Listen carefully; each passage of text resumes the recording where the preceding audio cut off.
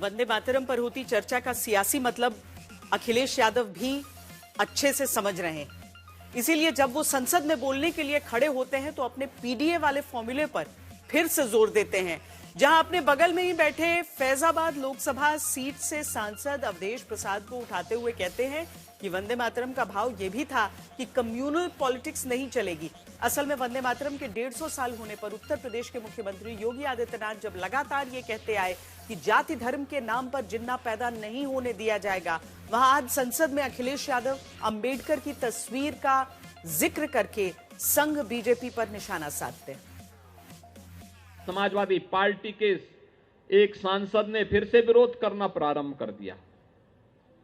ये वही लोग हैं जो लोग लौह पुरुष सरदार वल्लभ भाई पटेल, जो भारत की अखंडता के शिल्पी हैं, 31 अक्टूबर को सरदार वल्लभ भाई पटेल की जयंती के कार्यक्रम में शामिल नहीं होते, लेकिन जिन्ना को सम्मान देने के किसी कार्यक्रम में शर्मनाक तरीके से शामिल होते हैं। ये जाति के नाम पर, क्षेत्र के नाम पर, भाषा के नाम पर ये विभाजन, ये नए जिन्ना को पैदा करने की साजिश का हिस्सा है। हमें याद करना होगा, अब भारत के अंदर फिर से कोई नया जिन्ना पैदा ना होने पाए, और वो जिन्ना अगर पैदा होने का साहस करता है तो हमें उससे पहले कि वो भारत की अखंडता को चुनौती दे, उसको पहले ही दफन करके रख देना होगा।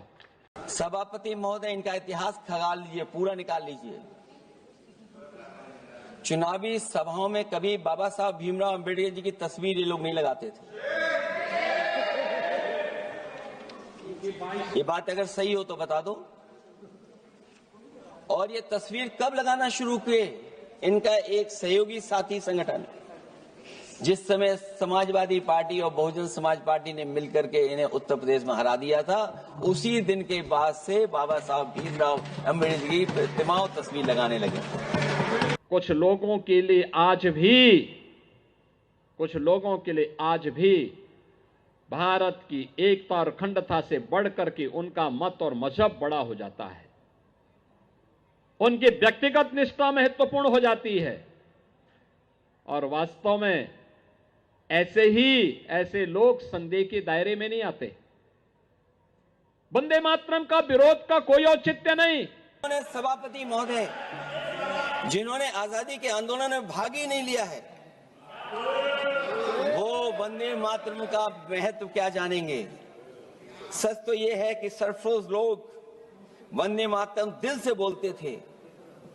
उन आजादी के दीवानों के खिलाफ कुछ लोग अंग्रेजों के लिए जासूसी और मुखबिरी का भी काम करते थे। दरअसल ये राष्ट्रवादी नहीं बल्कि राष्ट्र विवादी लोग हैं। क्रांतिकारी वंदे मातरम का उद्घोष करके देश की आजादी की आंदोलन में कूद पड़ा था। क्या विद्यार्थी, क्या बच्चे, क्या युवा, क्या अधेड़, क्या बुजुर्ग, क्या महिला, क्या पुरुष, किसी भी उम्र का व्यक्ति, वंदे मातरम एकमात्र उसके जीवन का मंत्र बन गया था।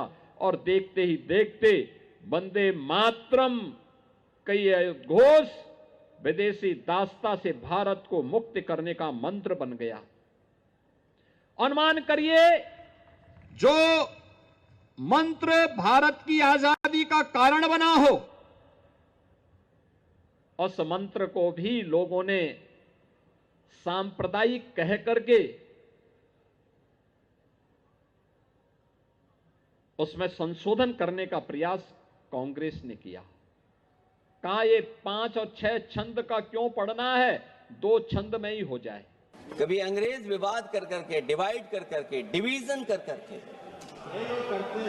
राज किया करते थे। सभापति महोदय, आज भी वही रास्ता कुछ लोग अपना रहे हैं। वो डिवीजन का रास्ता अपना रहे हैं, डिवाइड का रास्ता अपना रहे हैं, दरारवादी रास्ता अपना रहे हैं। इनका इतिहास खंगाला जाए कि इन्होंने आजादी के पहले और आजादी के बाद वंदे मातरम क्यों नहीं गाया।